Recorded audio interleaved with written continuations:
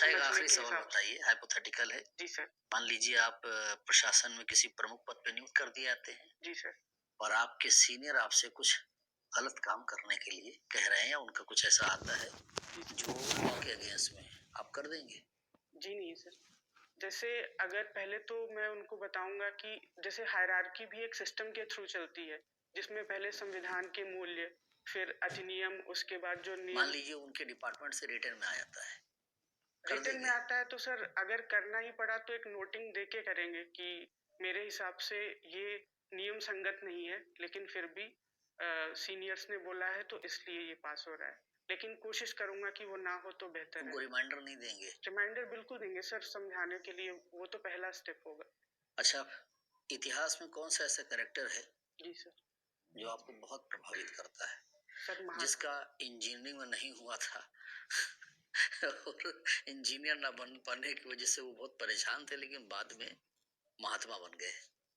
Sir मैं एकदम से याद तो नहीं कर पा रहा हूँ, लेकिन अगर आप गेस करने की इजाज़त देंगे तो शायद मैं हाँ, हाँ, करूँ। गेस कीजिए। महर्षि अरविंद। नहीं, आप जिनका नाम ले रहे थे वो सही नाम ले रहे थे, महा महात्मा गांधी। तो महात्मा गांधी आपको अपील करते हैं। जी सर। गांधी जी कहते थे मैं पहले हिंदू हूँ उसके बाद भारतीय हूँ। जी सर। कहाँ तक सहमत है इससे?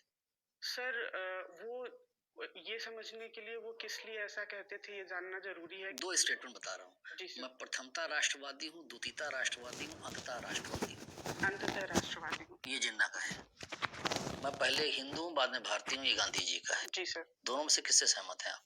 सर सहमत तो कॉन्टेक्स्ट पे डिपेंड करता है। जैसे गांधी जी इसलिए ये बोलते थे कि वो ये उनको पता था कि हमारे यहाँ पे जो संस्कृति है उसमें धर्म का भी बहुत बड़ा रोल है, और धर्म के वो तात्विक रूप को लेके चलते थे कि उसका जो मेटाफिजिक्स है वो तो सारे धर्मों का सेम है। तो हिंदू होना भी आप उनके लिए सारे आर्गुमेंट्स अगर हम पलट दें और जिन्ना का मैं पहले एक मुसलमान हूँ उसके बाद भारतीय हूँ, तो आप जस्टिफाई करेंगे? सर जस्टिफाई तो बाद में जो प्रैक्टिकल चीजें घटित हुई उससे हम बात की चीजें, मैं सिर्फ स्टेटमेंट को पूछ रहा हूँ, जस्टिफाई करेंगे? जी नहीं सर। नहीं करेंगे। मतलब गांधी जी के व्यक्तित्व में कमियां थी? सर किस व्यक्तित्व में कमियां नहीं होती, पत्नी को लेकिन पीटते थे, बेटों को जाने नहीं दिए, दक्षिण अफ्रीका नहीं जाने दिए उसको, सिराज गोपालाचारी लड़की से शादी नहीं करने दिए, अपने विरोधियों को डराने के लिए अनशन पे बैठ जाया करते थे। न सुभाष को लाइक किए, न जवाहरलाल को लाइक किए, न अम्बेडकर को लाइक किए। जो उनके विरोध में आया तुरंत उसको किनारे लगा दिए। कांग्रेस को धमकी देते थे, आंदोलन स्वीकार नहीं करेगी, देश के बालू से इससे बड़ा आंदोलन खड़ा कर दूंगा। सब कहाँ तक सही था? सर आप जितने आरोप लगा रहे हैं सारे आरोपों से तो मैं नहीं रखता अपनी सेम लेकिन ये राय। फैक्ट है ना, ये जो मैं बता नहीं रहा सर, हूँ। बाद की चीजें तो मैंने उतनी पढ़ी भी नहीं है, लेकिन हाँ जहाँ तक उनके बेटे को पढ़ने न अपने जाने का विरोधियों वो को डराने के लिए अनशन में बैठते थे ना। सर तो उनके विरोधी भी तो जो ब्रिटिशर्स थे वो भी तो गलत ही थे, वो तो सत्य के रास्ते। जवाहरलाल नेहरू ने जी वर्ष 1934 में अपने और गांधी जी के बीच मतभेदों को दर्शाते हुए विदर इंडिया के नाम से एक लेख लिखा था। जी सर।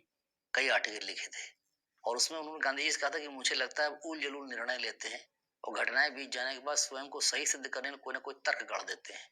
जी मेरे आपके बीच में समानता कोई बिंदु नहीं है। सर वैचारिक मतभेद तो किसी भी जैसे डेमोक्रेसी या किसी भी ऑर्गेनाइजेशन के लिए भी एंड में अच्छा ही